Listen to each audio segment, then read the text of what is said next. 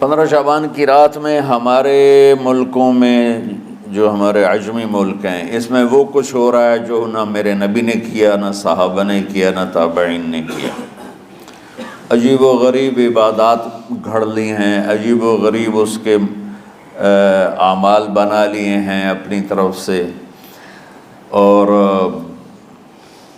مسجدیں بھری ہوتی ہیں اور روشنیاں لگی ہوتی ہیں اور آتش بازی ہو رہی ہوتی ہے۔ میرے نبی نے اس رات کی فضیلت بتائی، عمل کوئی نہیں بتایا۔ جیسے یہاں کوئی صلاۃ تسبیح کی جماعت کرا رہے ہوتے ہیں، کوئی اجتماعی تہجد پڑھ رہے ہوتے ہیں، کوئی دیگیں چڑھا رہے ہوتے ہیں، کوئی آتش بازی کر رہے ہوتے ہیں، تو وہ اس میں اتنا غلو ہو گیا ہے کہ یہ بھی ٹھیک نہیں۔ اور کچھ علماء نے اس کے رد میں اس کا اتنا انکار کیا ہے کہ اس رات کی کوئی فضیلت ہے ہی نہیں، یہ بھی ٹھیک نہیں۔ اس بیچ کا راستہ، اس رات کی فضیلت میں جتنی احادیث ہیں وہ ضعیف ہیں، لیکن اتنی کثرت سے ہیں کہ ان سب کا مل کر جمع ہو کر کم از کم وہ حسن لغیر ہی تک تو پہنچ جاتی ہیں۔ اور ابن عثیمین رحمۃ اللہ علیہ نے بھی یہ لکھا ہے کہ زیادہ سے زیادہ ان احادیث کے مجموعے سے، چونکہ اگرچہ ضعیف ہیں لیکن کافی زیادہ ہیں، تو وہ حسن لغیر ہی تک پہنچ جاتی ہیں۔ تو حسن لغیر ہی سے کوئی عمل ثابت نہیں ہوتا، عمل ثابت ہوتا ہے صحیح حدیث کے سے۔ ایک احادیث کی کثرت سے روایات اور ایک امت کا عمل، کہ امت کا بہت بڑا طبقہ صدیوں سے اس رات کا اہتمام کر رہا ہے، لیکن کچھ عرصہ پہلے تک اہتمام تھا دن میں روزہ رکھنا، رات کو کوئی نوافل پڑھ لینا، کوئی 2 چار زیادہ پڑھ لینا، لیکن اب یہ ڈھول تماشے جو اب شروع ہوا ہے اس کا تو کوئی وجود ہی کوئی نہیں ہے۔ تو اس رات کو اللہ تعالیٰ نے مبارک بنایا، اور حدیث پاک میں آتا ہے کہ اللہ تعالیٰ اس رات میں ساری دنیا کے لوگوں کی بخشش فرماتا ہے سوائے 5 آدمیوں کے، 5 کے سوا سب اہل ایمان کی بخشش ہو جاتی۔ مشرک، المشرک، پہلا مشرک، دوسرا مشاحن، مشاحن کیسے کہتے ہیں؟ دل میں بغض رکھنے والا، کینہ رکھنے والا۔ تیسرا مسبل ازارہ، اپنے پاجامے شلوار چادر کو ٹخنوں سے نیچے تک لے جانے والا، لیکن ایک شرط کے ساتھ کہ وہ تکبر کی وجہ سے ہو، سستی کی وجہ سے ہے، غفلت کی وجہ سے ہے۔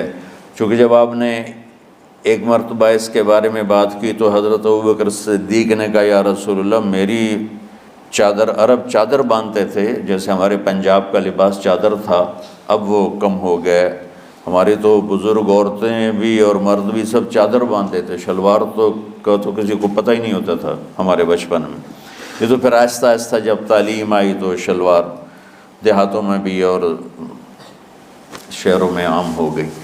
تو اگر وہ اس لیے لٹکا رہا ہے کہ طبیعت میں تکبر ہے، پھر اس وعید کا وہ حقدار ہے۔ اگر ویسے اس کی نیچے جا رہی ہے تو میرا مالک ایسا، وہ تو ہے ہی رحیم و کریم، ہے ہی رحیم و کریم، ہے ہی رحیم و کریم، صرف شلوار نیچے لٹکانے سے وہ اتنی شدید سزا دے، اگر اس کے پیچھے تکبر ہے، پھر ہے یہ تکبر نہیں ہے تو انشاءاللہ وہ اس سے محفوظ ہوگا۔ تو اپنی چادر کو لٹکانے والا، لیکن بشرط تکبر، کتنے ہو گئے؟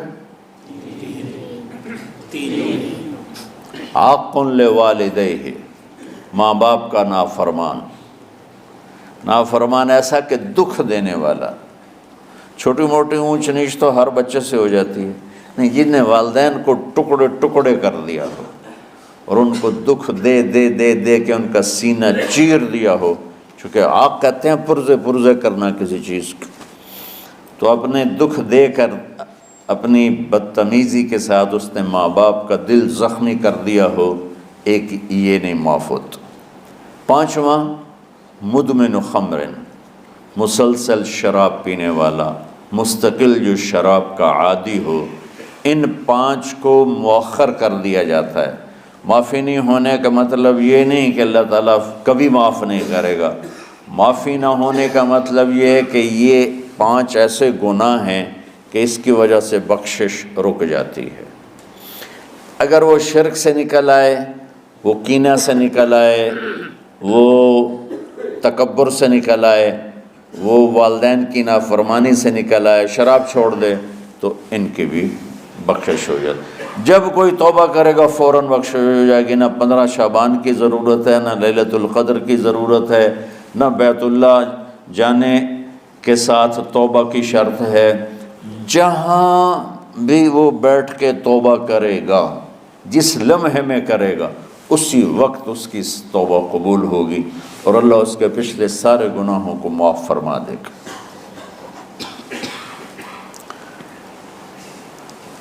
دن کا روزہ، رات کا قیام، زیادہ زیادہ قیام سے مراد نوافل ہیں. کوئی گھر میں پڑھ لے، کوئی مسجد میں پڑھ لے. نوافل، نفلی عبادات گھر میں ہی افضل ہوتی ہیں. میرے نبی سنتیں ہمیشہ گھر سے پڑھ کے آتے تھے. تہجد اپنے گھر میں پڑھتے تھے، مسجد میں نہیں پڑھتے تھے.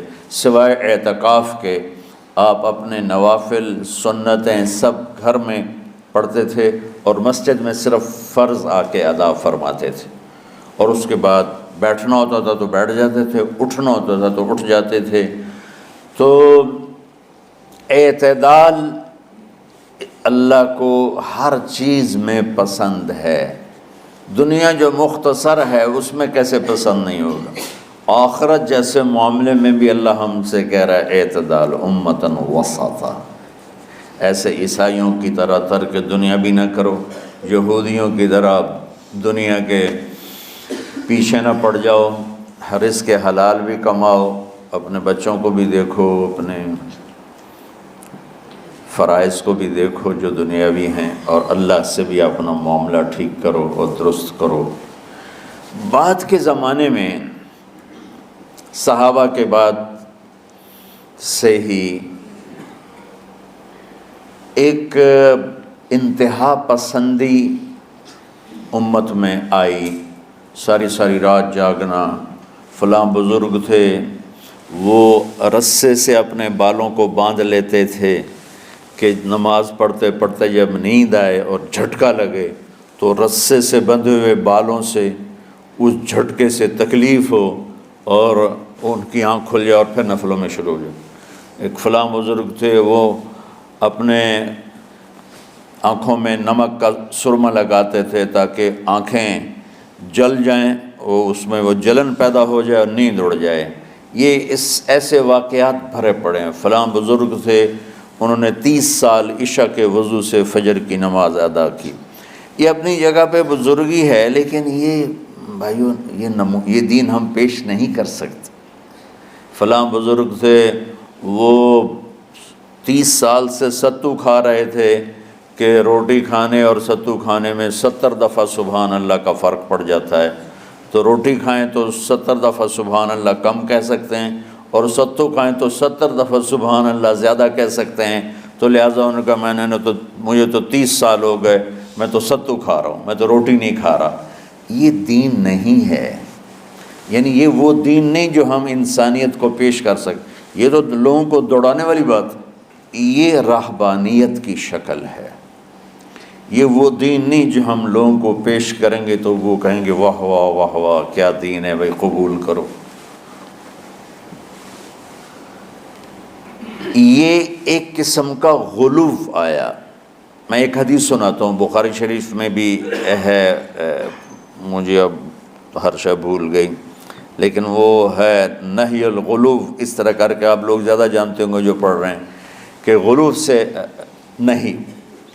حدیث آپ کو سب کو یاد ہوگی کہ 3 صحابہ آئے اللہ کے نبی کے گھر اور پوچھا کہ اللہ کے نبی رات کیسے گزارتے ہیں؟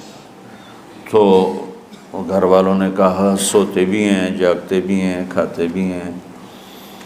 تو وہ تینوں آپس میں کہنے لگے وہ تو نبی ہیں، سوئیں بھی تو کوئی بات نہیں، اور شادی ہے کوئی بات نہیں، ہم تو نبی نہیں، ہمیں تو کچھ کرنا چاہیے۔ ایک نے کہا کہ میں ساری زندگی روزہ نہیں چھوڑوں گا، ایک نے کہا کہ میں ساری زندگی سوؤں گا نہیں، ایک نے کہا میں ساری زندگی شادی نہیں کروں گا۔ تو دیکھنے میں تو واہ واہ کیا بڑی بزرگی ہے بھائی، بڑے بزرگ ہیں۔ ہمارے نبی کو پتہ چلا آپ نے تینوں کو بلا لیا، کہا تم مجھ سے زیادہ اللہ سے ڈرنے والے ہو، میں تم سے انا اتقاکم یا اخشاکم، الفاظ آپ لوگوں کو زیادہ یاد ہوں گے لیکن مفہوم میں صحیح پیش کر رہا ہوں۔ آپ نے کہا میں تم سے زیادہ اللہ کو جانتا ہوں، تم سے زیادہ اللہ سے ڈرتا ہوں، میں سوتا بھی ہوں، میں کھاتا بھی ہوں، میں روزے بھی رکھتا ہوں، میں چھوڑ بھی دیتا ہوں، میری بیویاں بھی ہیں، میں اپنی بیویوں کے پاس بھی جاتا ہوں۔ تم دین میں غلو سے بچو، پہلے امتوں کو ہلاک کر دیا دین میں غلو۔ دنیا میں غلو یعنی انتہا پسندی، ایکسٹریمسٹ ہونا، دنیا ہو یا دین ہو دونوں میں اعتدال بچو، اللہ تعالیٰ کو پسند ہے۔